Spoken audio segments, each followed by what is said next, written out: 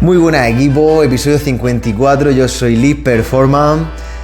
¿Por qué tu médico no va a ayudarte a curarte ese intestino? Tranquilo, tranquila, que en este episodio vas a entender las claves, yo te voy a ayudar. Hablamos de la microbiota, qué son los probióticos, qué son los prebióticos, diferentes factores, salud digestiva, hablamos de nutrición.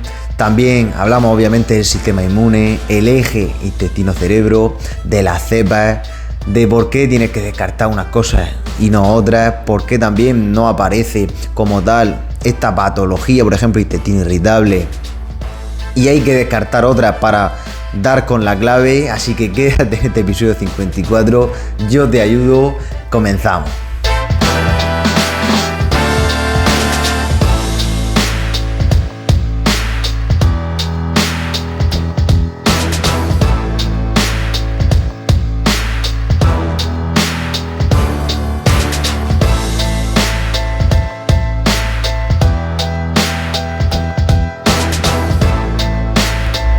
Primero de todo tenemos que entender que la microbiota son diferentes microorganismos que existen en nuestro sistema digestivo que hacen que luchen contra ciertos patógenos, fermenten determinados tipos de alimentos, produzcan ciertas vitaminas, incluso neurotransmisores, por eso hablamos de ese eje intestino-cerebro, y también pues nos protegen, como digo, frente a esos patógenos, hacen que tengamos una barrera intestinal correcta y que pues tengamos una mejor salud, un mejor sistema inmune.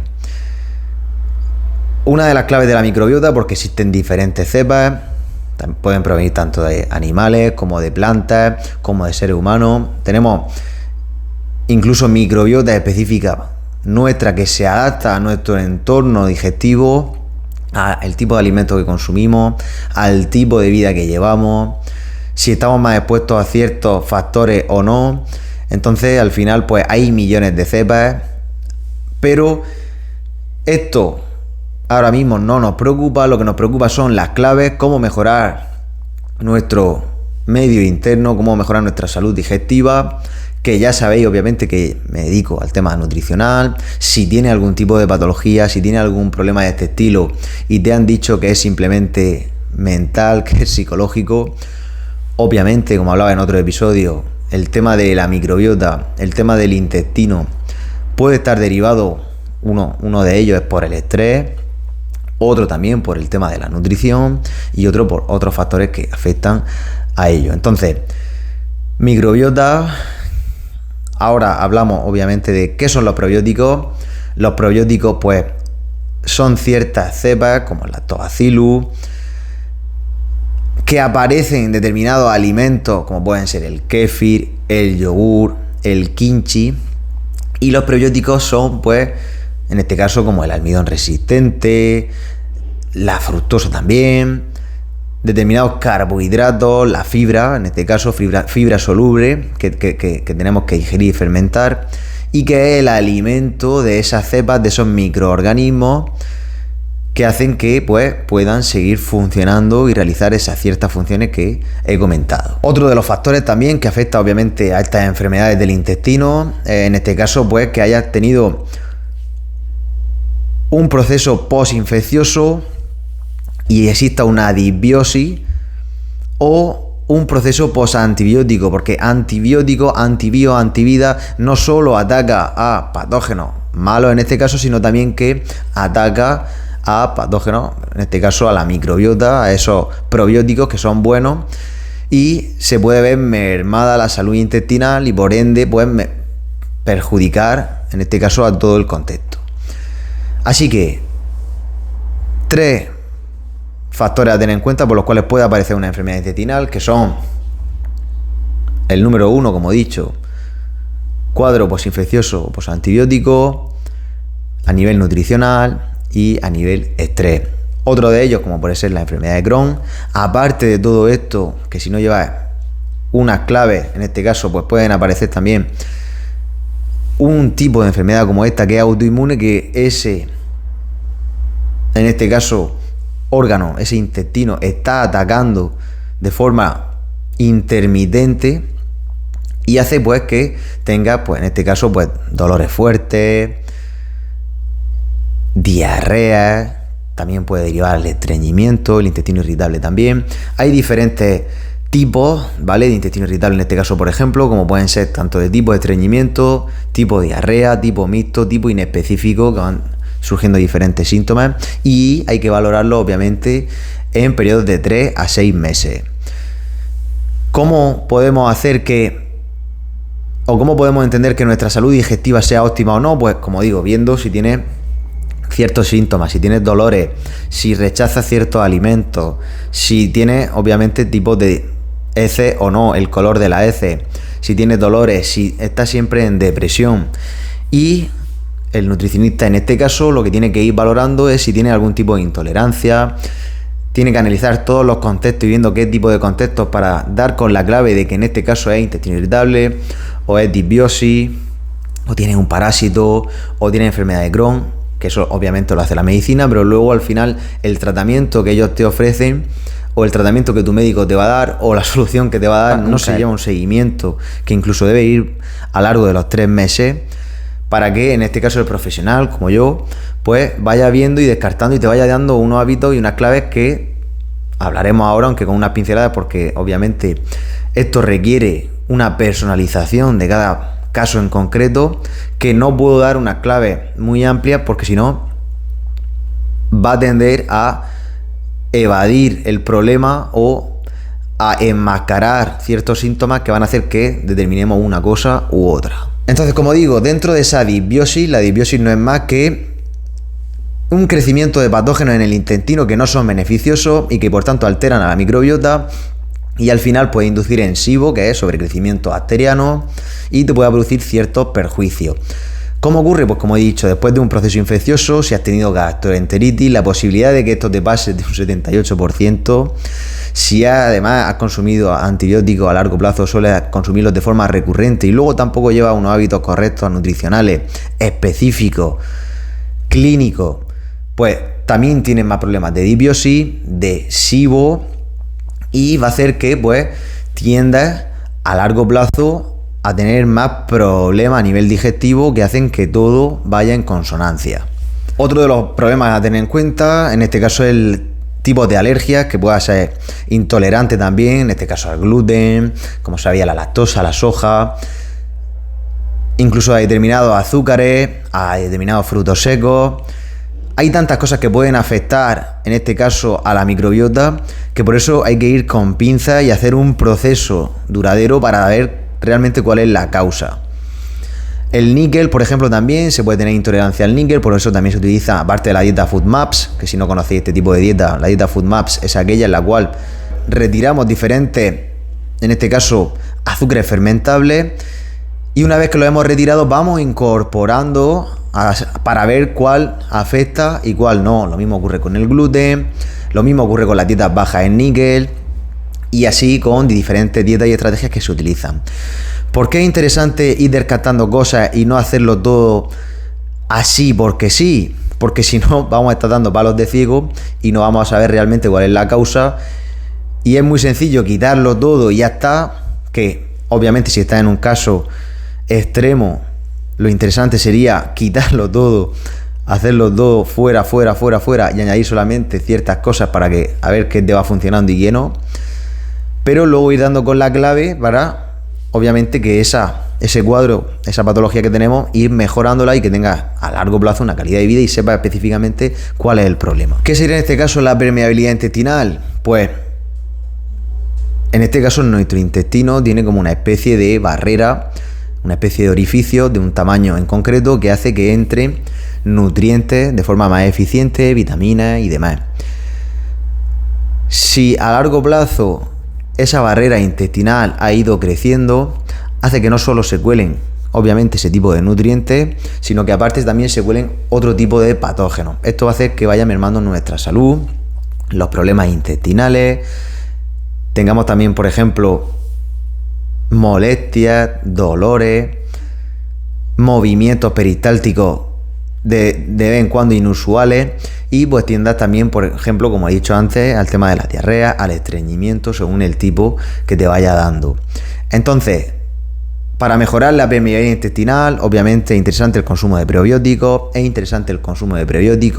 pero también muy interesante el consumo de proteína. Esta es una de las claves, suero de leche, obviamente también proteína de origen animal, pero el suero de leche en concreto que lleva glutamina, este tipo de aminoácidos hacen que, por si alguno no sabía, estaba consumiendo glutamina por rendimiento deportivo, o estaba consumiendo suero de leche por rendimiento deportivo, o por llegar a esos macros, que sepa que también está ayudando a su intestino. Es posible que tenga menos alergia, es posible que asimile mejor los nutrientes, es posible que selle esa barrera, esa permeabilidad intestinal en este caso, y tenga una mejor barrera y una mejor salud intestinal. Entonces, por si no lo sabías, pero dato a tener en cuenta, intenta que ese tipo de suplementación sea de calidad, analizada por laboratorios externos, viendo bien el etiquetado, viendo bien qué contiene, intentando que no contenga aditivos, porque si no, al final también los aditivos alteran la microbiota.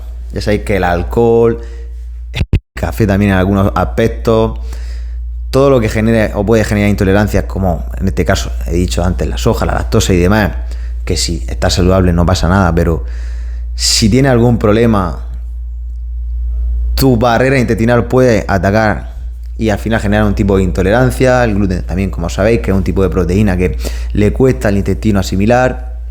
Entonces, si estabas consumiendo suero de leche, glutamina y demás, pues que sepas que es beneficioso. Entonces, para tener claro esto, microbiota en equilibrio, alimentos fermentables, probióticos, vitamina D, tomar el sol. No me voy a meter en el proceso químico y demás porque al final se extiende mucho el episodio, que va a ser bastante largo. Con esas tres claves ya te aseguras mucho. Si tienes un cuadro clínico, obviamente es más complicado, pero con esas tres claves, si eres una persona que más o menos está sana, te asegura ya éxito. ¿Qué provoca disbiosis? ¿Qué provoca un desequilibrio intestinal? Fármacos tóxicos, metales, disruptores endocrinos, falta de sol, alcohol, gluten y demás, alérgenos, aditivos, como he mencionado antes, como pueden ser emulgentes, saborizantes, colorantes, y obviamente pues también la fructosa.